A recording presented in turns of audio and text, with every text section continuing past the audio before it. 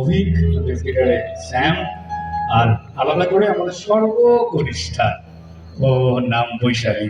ও কিন্তু একটা খুব বড় সঙ্গীত পরিবারের লিগ্যাসি বহন করছে। ও চন্দ্রকান্ত নন্দী পরিবারের, চন্দ্রকান্ত নন্দীর নাতনি উনি। ওর জন্য একটা হাততালি হোক। আমাদের সর্বকনিষ্ঠা রেগে ই।